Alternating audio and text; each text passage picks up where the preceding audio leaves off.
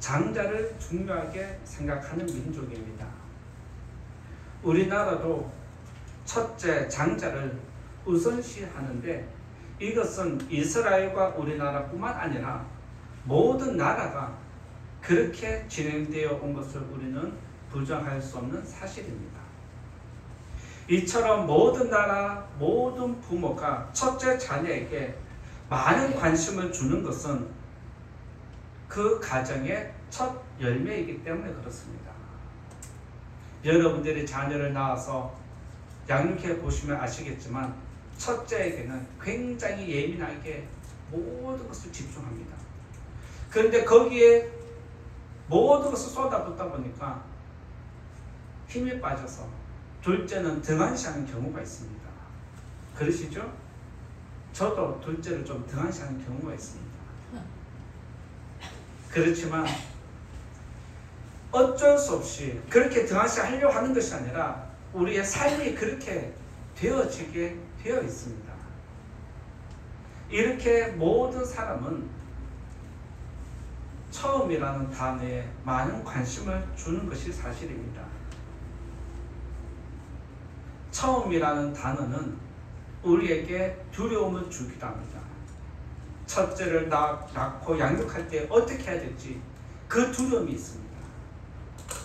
그리고 한편으로는 그 첫째가 신기해서 좋아서 늘 행복해하는 모습도 있습니다. 여러분들이 신차를 새로 샀을 때 이것저것 비교하고 따지고 사지 않습니까? 그래서 계약을 하려고 할 때 한 번 더 밤잠을 설치면서 고민을 합니다. 이거 계약하는 거 맞나 안 맞나?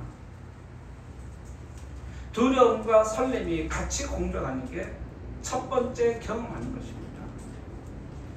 이보다 더 큰 것이 있다면 만약 여러분들이 첫 번째 집을 살 때 더 큰 돈이 들어갈 때 이거 계약하는 거 맞나 안 맞나 얼마나 많은 고민하고 따집니까?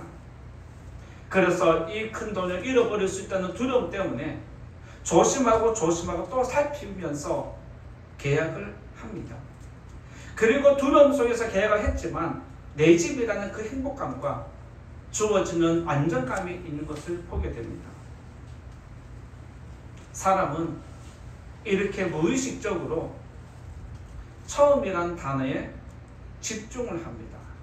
그리고 거기에 많은 에너지를 쏟다 보니까 평생을 기억하는 것이 첫 번째 경험하는 것입니다.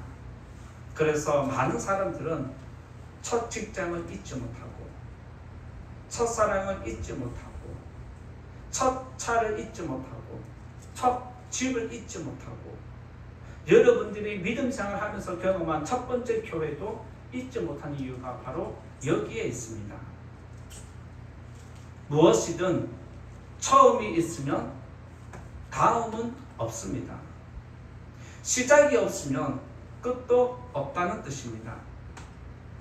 잘 아시겠지만 예수님은 계시록에서 나는 알파와 오메가요 시작과 끝이요 처음과 나중이요 이렇게 말씀하셨습니다.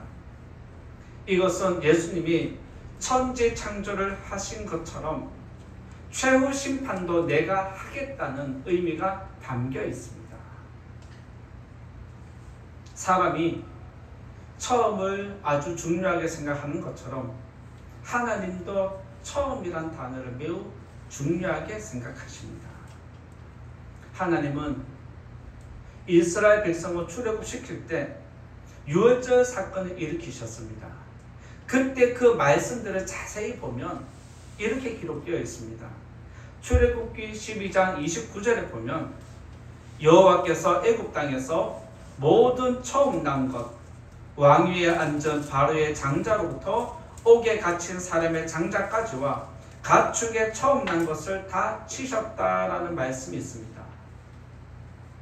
왕의 첫째부터 노예의 첫째까지 그리고 짐승의 첫째까지 전부 다 치셨다라고 그렇게 이야기를 합니다. 그리고 또 뭐라고 이야기를 하냐면 출애굽기 13장 2절에 보면 이스라엘 자손 중에서 사람이나 짐승을 막론하고 태에서 처음 난 모든 것은 다 거룩히 구별하여 내게 돌리라. 이는 내 것이니라 라고 하나님이 말씀하십니다.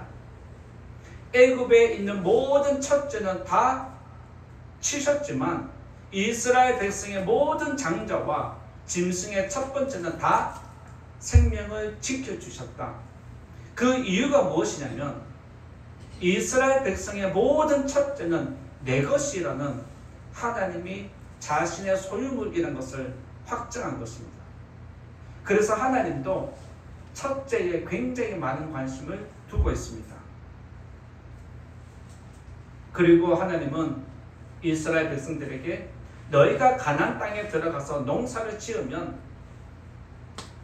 첫 번째 수확은 반드시 나에게 올려야 한다 라고 명령을 하셨습니다. 출애굽기 23장 19절에 보면 내 토지에서 처음 거둔 열매에 가장 좋은 것을 가져다가 너희 하나님 여호와의 전에 드릴지니라 라고 명령하신 겁니다. 하나님께서 백성들에게 첫 번째 열매, 그 중에서도 가장 좋은 것을 요구한 것은 그 생명을 공급한 자가 하나님이라는 것 잊지 말라는 뜻입니다. 오늘 맥주 감사 주일을 맞이해서 첫 번째 열매에 담긴 영적인 의미가 무엇인지를 오늘 또 말씀을 통해서 나누고자 할 때 여러분들에게 깨닫는 은혜가 있기를 바라고 이 시간을 통해서 여러분들의 믿음이 더 단단해지는 복된 시간 되기를 예수님 이름으로 먼저 축복드립니다. 첫 번째 말씀드릴 것은 첫 열매에 대해서 말씀드리고자 합니다.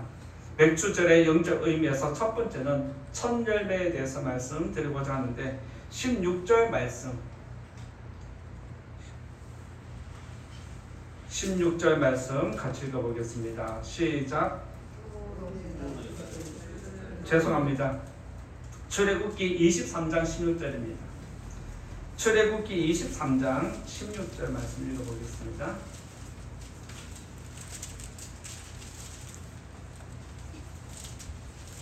출애굽기 23장 16절 같이 읽어보겠습니다. 시작. 맥추절을 지키라. 이는 내가 수고하여 밭에 뿌린 것에 첫 열매를 거둔이니라. 여기서 하나님은 맥추절을 지켜라 명령하셨습니다. 그것은 첫 열매를 거둘 수 있도록 모든 것을 공급해 주신 은혜에 감사를 표현하라는 뜻입니다. 무슨 말이냐면 너희가 받은 은혜가 있더라면 그 은혜에 보답하는 마음으로 하나님을 예배하라는 뜻입니다. 사람은 누군가에게 은혜를 입으면 도움을 받으면 거기에 대해서 담례를 하는 마음이 있습니다. 그렇죠? 이런 마음이 우리들은 나에게 도움 준 사람을 볼 때마다 늘 미안한 마음을 가집니다. 그런데 하나님이 여러분들에게 지금 6개월 동안 여러분들이 첫 열매를 거둘 수 있도록 모든 것을 베풀어 주셨는데 6개월 동안 받은 은혜에 대해서 미안한 마음으로 이 자리에 올라온 분 계십니까? 다른 사람에게 은혜를 많이 입으면 그 사람한테 굉장히 미안해지는데 하나님께는 받은 은혜가 있음에도 불구하고 미안한 마음이 없습니다. 왜 그럴까요?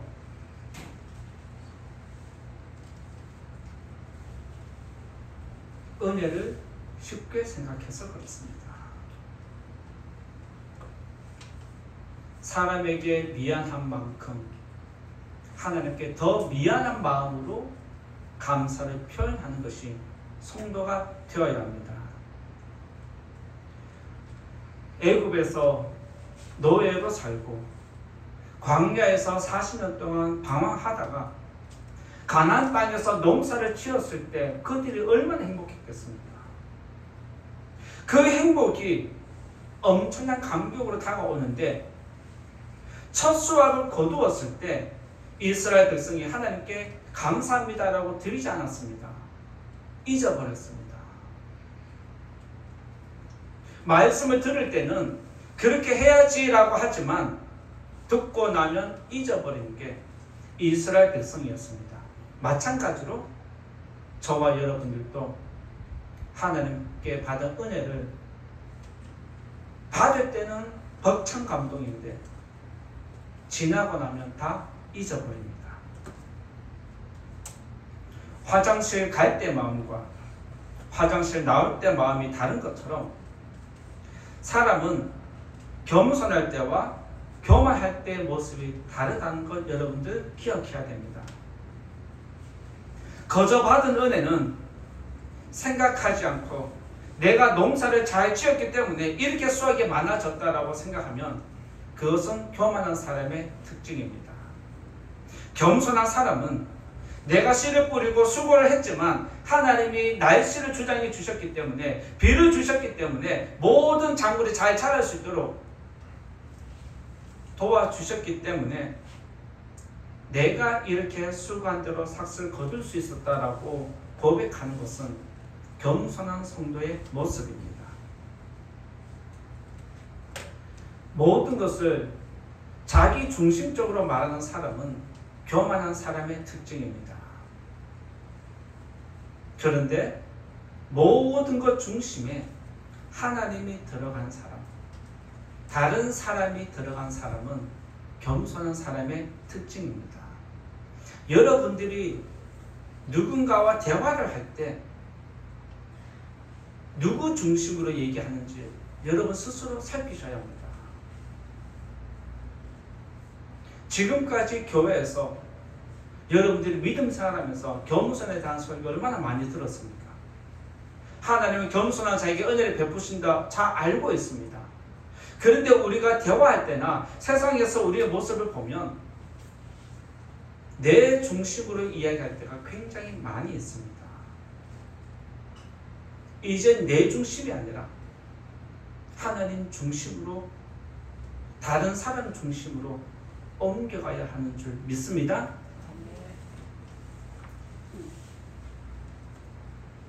이스라엘 백성은 우리가 씨를 뿌렸고 우리가 관리를 했고 내가 첫 수확인 만큼 이렇게 열심히 최선을 다해서 수확을 했는데 하나님은 다 잊어버리고 내가 했다라고 착각을 했습니다. 그래서 그들은 내가 내 땅에서 수고만큼 거두고 내가 누리면 된다라고 열심히 살기 시작했습니다. 그때 다윗 왕이 일어나서 이러면 안 된다 라고 믿음으로 깨우침을 주고 믿음으로 이끌어간 것이 그의 정치 철학이었습니다. 역대하 3장 31장 5절에 보면 왕의 명령이 내리자 이스라엘 자손의 곡식과 포도주와 기름과 꿀과 밭의 모든 소산의 첫 열매들을 풍성히 드렸고 또 모든 것의 11조를 많이 가져왔다라고 그렇게 기록되어 있습니다. 즉 다윗 왕을 통해서 다시 절기가 회복되는, 새롭게 출발하는 믿음의 단을 쌓는 것이 시작된 것입니다. 그리고 이스라엘 백성이 70년 바벨론 포로 생활을 마치고 예루살렘으로 돌아왔을 때 자기 집 짓기 바쁜 사람들에게 느헤미야가 무슨 말을 하냐면 우리는 절기를 지켜야 한다라고 했습니다. 느헤미야 10장 35절에 보면 해마다 우리 토지 소산의 만물과 각종 과목의 첫 열매를 여호와의 전에 드리기로 하였고 이제부터 내가 농사를 지어서 이 땅에서 나오는 모든 첫 열매는 하나님께 반드시 바치겠다라는 그런 믿음의 결단과 서약을 한 것이 느헤미야를 통해서 다시 시작된 것을 보게 됩니다. 이스라엘 백성이 왜 첫 열매를 드리지 않았을까요?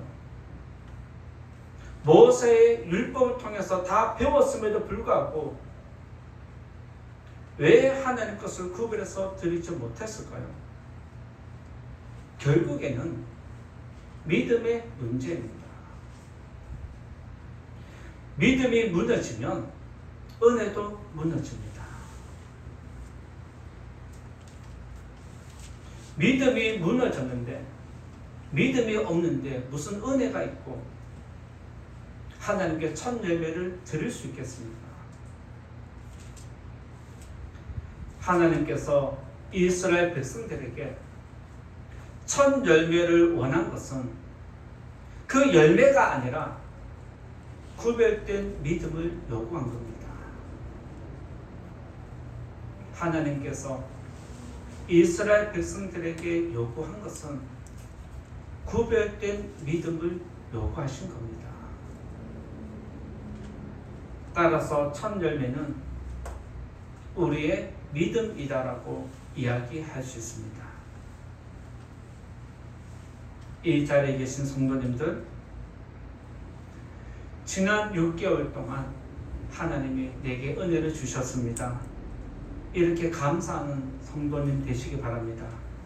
그리고 하반기에도 지금까지 주어진 은혜가 하반기 끝날 때까지 하나님 은혜가 우리의 삶 가운데, 우리 가정 가운데 채워주실 줄 믿습니다. 이런 믿음으로 살아가는 저와 여러분 삶이 되기를 예수님 이름으로 축원드립니다. 두 번째로 말씀드리고자 하는 것은 예수님의 부활에 대해서 말씀드리고자 합니다. 두 번째는 예수님의 부활에 대해서 말씀드리고자 하는데, 오늘 우리가 읽은 22절 말씀 같이 또 읽어보겠습니다. 22절 같이 읽어보겠습니다. 시작. 77절 곧 맥주의 초실절을 지키고 새말에는 수장절을 지키라.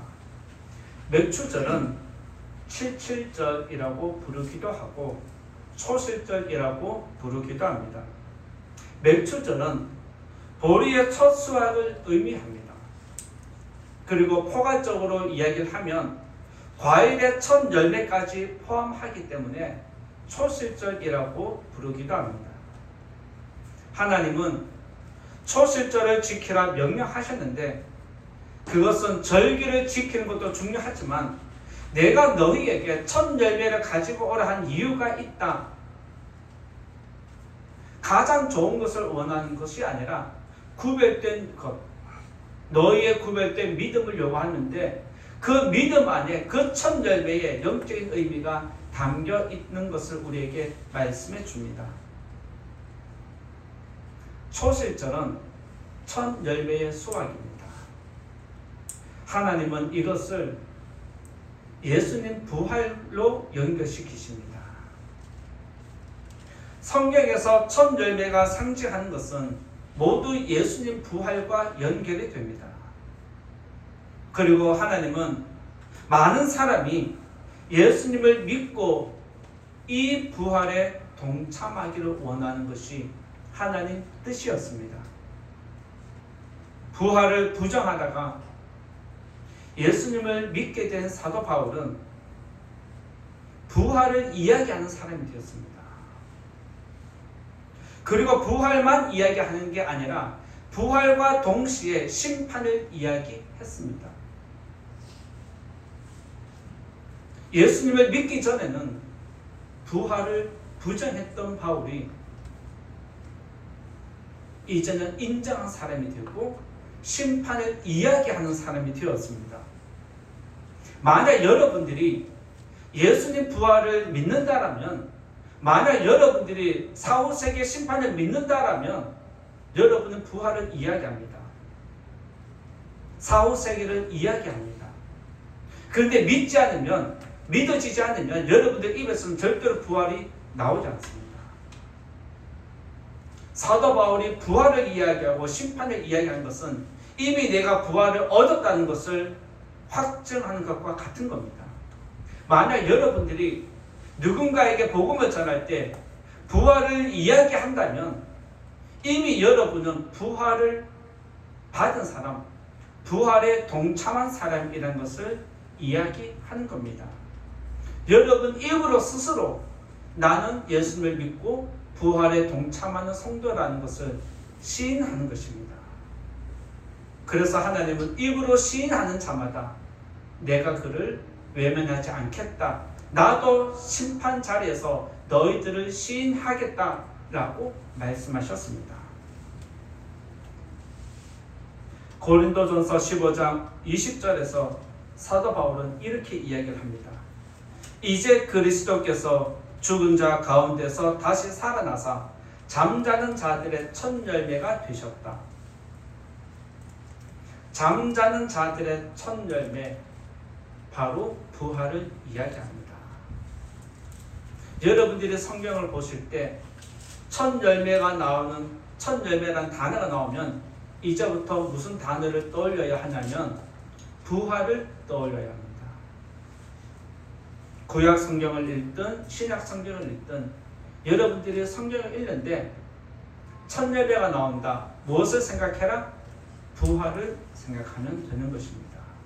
그것을 생각하고 성경을 읽으면 지금까지 앞뒤 전후 문맥이 맞지 않던 내용이 다 맞아 들어가고 이제는 표면적인 드러나는 성경이 아니라 성경 더 깊이 있는 영적인 것을 여러분들이 발견하게 되는 것입니다. 사도행전 13장 34절에서는 하나님께서 죽은 자들 가운데서 그를 일으키셨다라고 그렇게 말씀해 놓고 있습니다. 하나님께서 죽은 자 가운데서 그를 일으키셨다는 것은 십자가에서 죽은 예수님을 일으켰다는 의미입니다. 마찬가지로 예수님이 저와 여러분들을 죽은 자 가운데서 일으키신다는 것을 또한 이야기하는 것입니다. 사람들은 죽음을 두려워합니다. 그리고 마지막 심판을 두려워합니다. 그런데 예수님을 믿는 성도는 죽음을 두려워하지 않고 마지막 심판도 두려워하지 않습니다. 성도가 죽음을 두려워하지 않고 죽음 앞에 당당할 수 있는 것은 나에게 부활이 있다는 것을 은연중에 믿기 때문에 그렇습니다. 은연중에 믿는 그 믿음이 이제는 더 확고한 믿음이 되기를 예수님 이름으로 축복합니다. 하나님은 성도님들의 죽음을 잠자는 것으로 표현을 했습니다. 앞에서 말씀드렸던 고린도전서 15장 20절에서 사도 바울은 잠자는 자들의 첫 열매가 되었다라고 하면서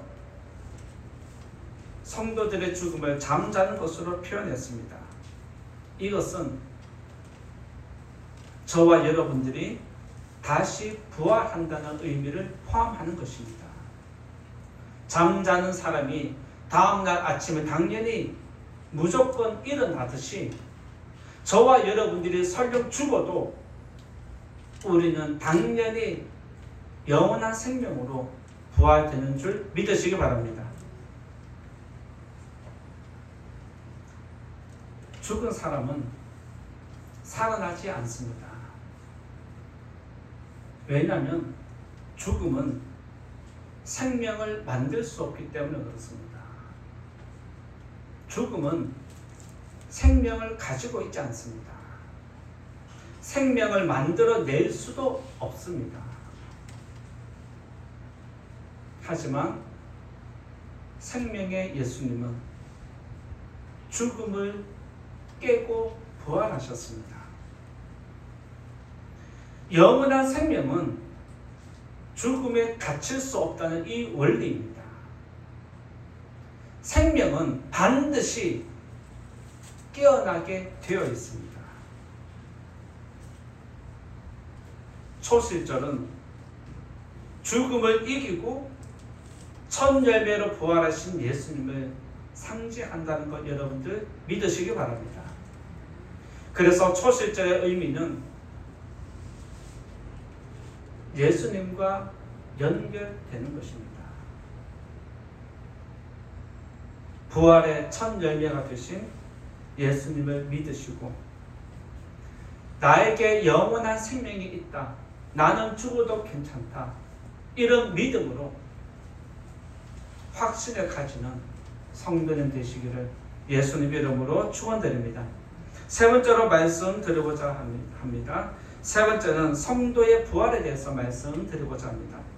세 번째는 성도의 부활이라고 정해보았습니다. 22절 한 번 더 같이 또 읽어보겠습니다. 22절 시작. 77절 곧 맥주의 초실절을 지키고 새말에는 수장절을 지키라. 앞에서 말씀드린 대로 예수님은 죽음을 이기고 부활한 부활의 첫 열매입니다. 예수님의 부활은 우리와 상관없는 것이 아닙니다. 예수님의 부활은 그를 믿는 모든 자에게 적용된다라고 하나님이 우리에게 말씀해 주셨고, 예수님도 우리에게 나는 부활이요 생명이니 나를 믿는 자는 죽어도 살겠고 살아서 믿는 자는 영원히 살리라 말씀하셨습니다. 저와 여러분들은 이미 예수님을 믿는 순간 부활에 동참한 성도라는 것 믿으셔야 합니다. 고린도전서 15장 22절과 23절을 보면 이렇게 말씀해 주십니다. 아담 안에서 모든 사람이 죽은 것 같이 그리스도 안에서 모든 사람이 삶을 얻으리라. 그러나 각각 자기 차례대로 되리니 먼저는 첫 열매인 그리스도요, 다음에는 그가 강림하실 때에 그리스도에게 속한 자요라고 하면서 예수님이 재림하실 때에 첫 열매이신 예수님이 먼저 등장하시고 그 다음으로 그리스도 안에 속한 자들이 모든 성도가 다시 부활하는 그 영광을 이야기해 놓았습니다. 예수님을 믿는 저와 여러분은 말씀에 기록된 대로 이미 부활의 생명을 가지고 있다는 것 믿으시기 바랍니다. 그렇다면 여러분들이 여러분 스스로 나는 부활한다, 이 말을 입으로 시인하셔야 합니다. 나는 예수님과 함께 부활한다. 한번 입으로 고백하겠습니다. 나는 예수님처럼 부활한다. 시작. 나는 예수님처럼 부활한다. 나는 그리스도에게 속한 자다. 나는 그리스도에게 속한 자다. 믿으시기 바랍니다. 네. 이것을 믿고 살아가는 것이 믿음의 성도입니다. 요한복음 3장 36절에는 아들을 믿는 자에게는 영생이 있고 라고 했습니다. 아들을 믿는 자에게 영생이 있다라고 함에도 불구하고 많은 성도님들이 죽음을 두려워하고 세상을 두려워하고 사람을 두려워합니다. 예수님을 진심으로 여러분들이 믿는다라면, 여러분들이 예수님을 진심으로 믿고 영접했다라면 이미 여러분들은 부활에 참여한 성도입니다. 믿으시기 바랍니다. 절대로 이것은 변화되지 않습니다. 저는 비행기 타는 것을 좋아합니다. 저는 비행기 타는 것을 좋아하는데 죽음이 두렵지 않습니다. 그냥 비행기 타서 떨어져서 죽으면 끝나니까 그냥 그렇게 가면 좋겠다라고 생각을 하면서 삽니다. 저와 여러분들도 언젠가는 죽어야 합니다. 장수하면 좋겠지만 건강하게 장수한다고 누가 보장합니까?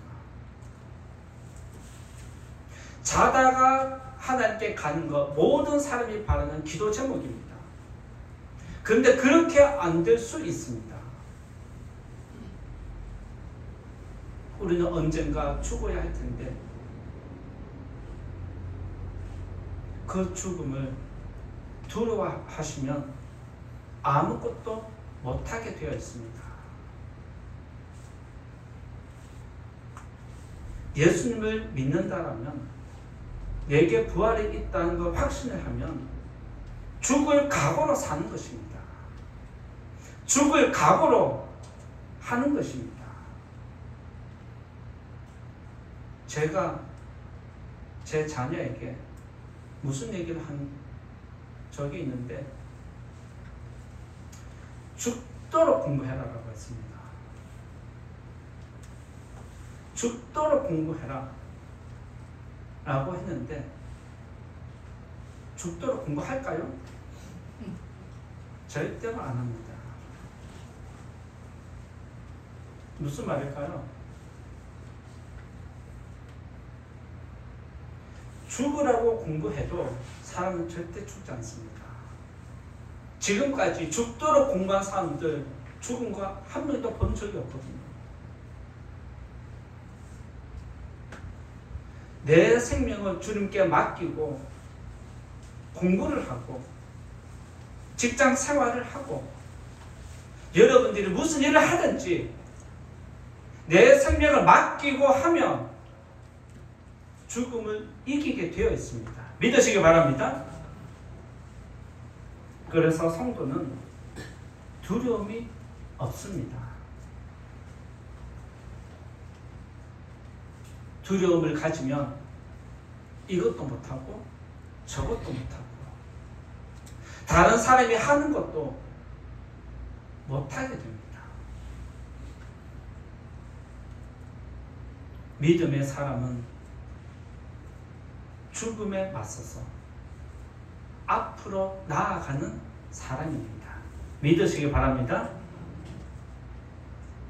그리고 부활에 대한 확신은 세상과 그리고 세상의 유혹과 싸울 수 있는 용기를 일으키는 에너지입니다.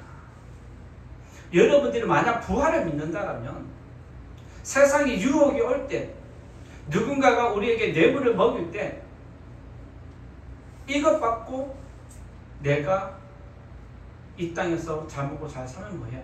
심판이 있는데, 부활이 있는데, 이 단어만, 이 생각만 한 번 해도 여러분들은 유혹을 이길 수 있습니다. 여러분들이 탐심이 일어날 때 하나님 앞에 부활과 심판만 한 번만 생각하면 탐심은 꺾이기 마련입니다. 이 자리에 계신 성도님들, 여러분의 믿음을 지탱하는 그 단단한 힘과 에너지는 어디서 나옵니까? 믿음이라고 하지만 그 믿음 안에 바로 부활과 심판이 들어가 있습니다. 저와 여러분이 예수님을 믿는다 고백할 때 그 고백에는 탄생과 죽음과 부활과 심판까지 다 들어가 있습니다. 그런데 우리들은 뒤에 거는 제외하고 앞에 것만 생각하고 믿음 생활하는 경향이 있습니다. 이제는 그것이 아니라 내가 예수님 믿으니까 할 수 있어 한 다음에 심판이 있다는 것을 한 번 더 기억해야 됩니다. 그렇게 될 때 우리는 교만에 이르지 않습니다. 축복을 받았을 때도 우리는 교만해지지 않습니다. 요한복음 5장 21절을 보면 아버지께서 죽은 자를 일으켜 살리신 같이 아들도 자기가 원하는 자들을 살린다라고 했습니다. 하나님이 예수님을 살린 것처럼 예수님도 자기가 원하는 자들을 살린다라고 했을 때 자기가 원하는 자가 누구일까요? 자기 백성.